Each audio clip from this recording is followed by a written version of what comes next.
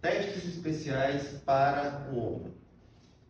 A gente vai falar de alguns testes que têm alta acurácia, que são bastante confiáveis para identificarmos patologias e condições clínicas que precisam ser tratadas, seja com terapia manual, seja com exercícios, de forma muito específica. Primeiro teste de Jobe. Esse é um teste que o paciente vai elevar o membro superior com uma angulação que seria, que a gente chama de angulação funcional. Então, ele vai fazer uma abdução horizontal de maneira que o membro superior se mantenha no mesmo plano da escápula. E a gente pode fazer bilateralmente, eu vou pedir para que ele eleve o outro membro superior. E também pediremos que ele realize uma rotação medial máxima para que os polegares fiquem apontados para baixo. Por isso é também chamado de teste da lata vazia, como se ele estivesse na posição para esvaziar uma lata que estivesse na sua mão. Eu vou pedir para ele suportar essa pressão que a gente vai levar os membros inferiores dele para baixo. Sustenta por alguns segundos e pede para que ele baixe os membros superiores e vai perguntar ao paciente se ele apresentou dor durante o teste. Isso será indicativo, dor principalmente durante o teste, será indicativo de tendinopatia do supraespinhoso, que está posicionado ligeiramente abaixo do acrômio e foi estressado aí durante essa execução do teste. Outra coisa que pode ser encontrada nesse teste, em tendinopatias no estágio mais avançado, é a fraqueza durante a execução do teste. Ele não vai suportar tanta pressão, principalmente do lado onde houver essa tendinopatia avançada. O segundo teste é o teste de Yergason. A gente vai pedir para que o paciente aproxime o membro superior, tente aproximar o cotovelo, principalmente do tronco, e a gente vai solicitar dois movimentos. Um que seria de rotação lateral, combinado principalmente com supinação, e a gente vai resistir a esses dois movimentos combinados. E haverá também um contato sobre o trajeto daquela que será a cabeça longa do bíceps. Então, para quem ainda não teve essa familiaridade aí, é bom vocês encontrarem a estrutura cilíndrica aqui profunda, abaixo do deltoide anterior, e uma vez que vocês localizam essa estrutura cilíndrica, toquem com o polegar sobre essa estrutura e peçam exatamente esse movimento. Vocês vão resistir a esse movimento enquanto o paciente realiza o movimento. Relaxa um pouquinho e vamos perguntar o que é que ele sentiu exatamente abaixo do seu dedo. Se ele apontar aí que há dor, principalmente, isso pode ser indicativo de tendinopatia da cabeça longa do bíceps ou do cabo longo do bíceps. Outro teste que também pode apontar uma tendinopatia, pode sugerir uma tendinopatia da cabeça longa do bíceps, seria o teste de Speed. Ele fez um pouquinho de abdução horizontal, a gente vai manter uma posição neutra em relação à abdução horizontal. Só vai realizar flexão do ombro a 90 graus com extensão máxima do cotovelo. A gente vai também pressionar sobre aquilo que seria o trajeto da cabeça longa do bíceps, só com a contração do deltoide anterior. A gente não vai tocar tão claramente como no teste anterior e vai solicitar nessa posição contração do bíceps, de maneira que ele faça uma contração isométrica, sem movimento. Se nessa posição ele relatar dor durante o teste, isso também seria indicativo de tendinopatia da cabeça longa do bíceps. Outro teste seria o teste da queda do braço. A gente vai passivamente elevar o membro superior, mas em abdução. Chega um pouco mais para frente. Em abdução a gente vai elevar o membro superior e vai pedir que ele volte a partir dos 90 graus sozinho. Se ele tem uma tendinopatia do subespinhoso, essa queda do braço será acelerada. Simulando, é como se ele não sustentasse esse peso do membro superior e, em determinado momento, isso fosse mais rápido. Ele não sustentasse, por isso, o braço cairia, numa situação como essa. O próximo teste é um teste extremamente importante quando associada à discinesia escapular. Fica um pouquinho de costa só para a gente simular rapidamente. No caso da discinesia escapular, a gente pede somente uma elevação do membro superior no plano funcional da escápula, como essa. E quando há sobressalto, a escápula no retorno, nesse momento que desce o braço, ela vai se afastar do gradiente costal. Se há discinesia escapular, isso não é condição preditiva para tendinopatias do ombro. Não é cartesiano. Ou seja, embora muita gente já tenha falado isso, que discinesia da escápula leva a tendinopatia do supra ou da cabeça longa do bíceps, nem sempre isso acontece. Então a gente precisa utilizar outros testes para comprovar se discinesia escapular tem relação com tendinopatias do ombro. Qual seria esse teste? Eu vou fazer com ele posicionado aqui de lado para vocês entenderem. Vou fazer para esse ombro aqui, certo? Do lado esquerdo. O primeiro teste seria o teste, não, um pouquinho mais assim, para facilitar aqui a visualização. O primeiro teste seria o teste do reposicionamento da escápula. Eu posso usar só o membro superior. Essa mão, os dedos, eles vão direto sobre o processo coracoide e o antebraço vai tentar alinhar verticalmente a escápula desse lado. E vou pedir nessa posição que ele faça a elevação do membro superior.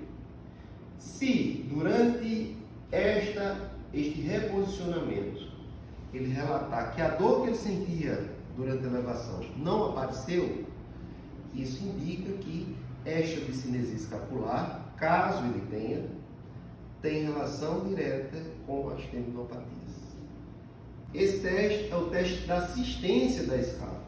Então eu vou ajudar a escápula durante essa elevação do membro superior. Isso, de certa maneira, seria um movimento ativo assistido.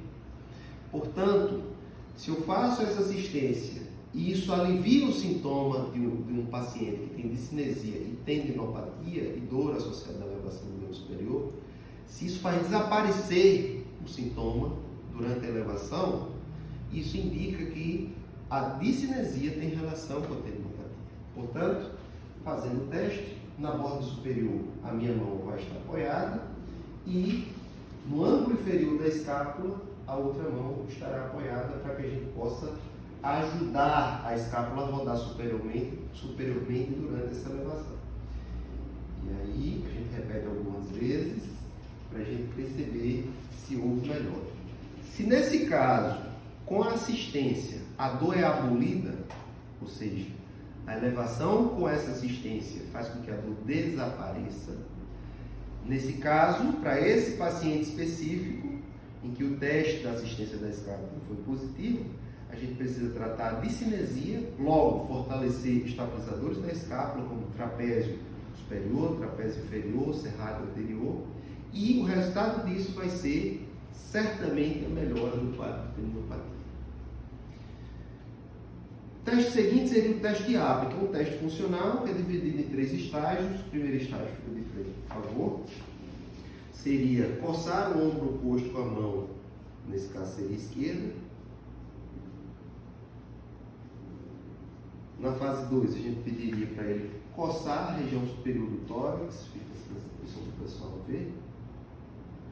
No estágio 3, a gente pediria para ele coçar o mais alto possível as costas. E é muito importante a gente fazer esse teste e comparar com o lado contralateral, principalmente se há algum tipo de disfunção nesse ombro, a gente vai comparar quais foram os achados do ombro oposto.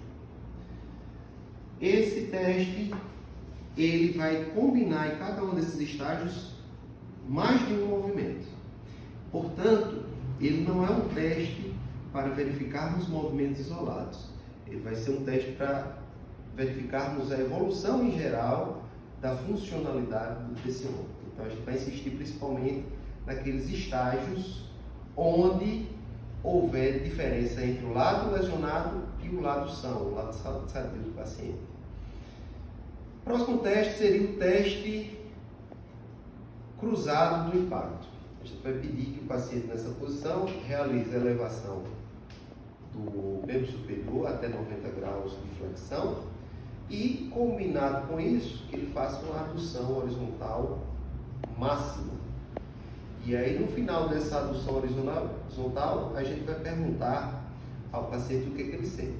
Se ele apontar para uma dor na região interna do ombro, isso pode estar associado com o impacto dessas estruturas com o processo coracoide, que podem ser, a saber, o tendão do subescapular pode estar impactando ali com essa estrutura, ou ainda a cabeça longa do bíceps. São os principais afetados durante este teste cruzado do impacto. Teste de apreensão. Com o paciente deitado sobre uma maca e com a glenumeral um pouquinho lateralizada, muito próxima à borda da maca, já no limite da maca, da borda lateral da maca, a gente vai fazer essa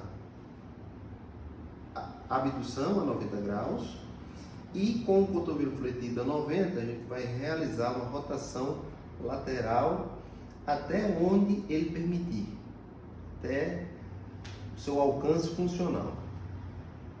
Nesse caso especificamente, se a gente chega até aqui, no caso de um paciente que apresenta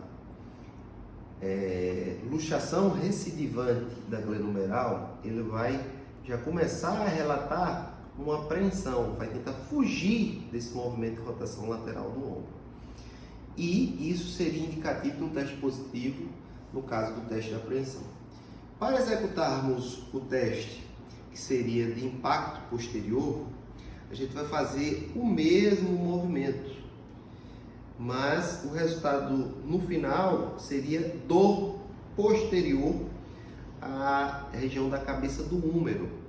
Então, quando a gente faz esse movimento para indivíduos que têm impacto posterior, haverá uma dor ao final dessa amplitude de movimento que pode afetar os tendões do manguito aqui, principalmente aqueles que se localizam no tubérculo maior da cabeça do húmero, no sentido posterior e lateral, a saber, redondo menor e infraespinhoso principalmente. Um teste que é muito importante para identificarmos tendinopatia e supraespinhoso, teste de Hawkins-Kennedy. Esse é um teste muito simples de se executar. Vai pedir para o paciente fazer uma flexão do ombro a 90 graus, com flexão do cotovelo. Vamos apoiar, estabilizar a escápula e vamos realizar uma rotação medial nessa posição. Rotação medial da glenumeral, no caso. E nesse finalzinho do movimento, se o paciente reclama de dor, e isso vai ser bem pontual para a área de inserção aqui, daquele que é o tendão do supraespinhoso, isso é indicativo, é sugestivo de uma possível tendinopatia do supraespinhoso. Na sequência, teste de O'Brien. Esse é o teste mais acurado para identificarmos lesão em SLAP, lesão antero superior do lábio supraglenoidal. Então, se o indivíduo apresenta esse tipo de lesão, a gente vai ter um resultado positivo para esse teste na maioria dos casos.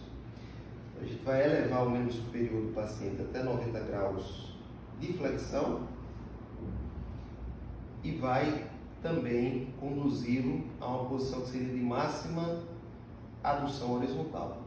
Nesta posição, a gente vai pedir também que ele faça rotação medial. E, no final, neste movimento, nessa posição aqui, a gente vai pedir para que ele faça uma resistência contrária a esse seu movimento. O movimento do examinador será para baixo. Então, ele vai tentar reagir, tentando fazer força para cima.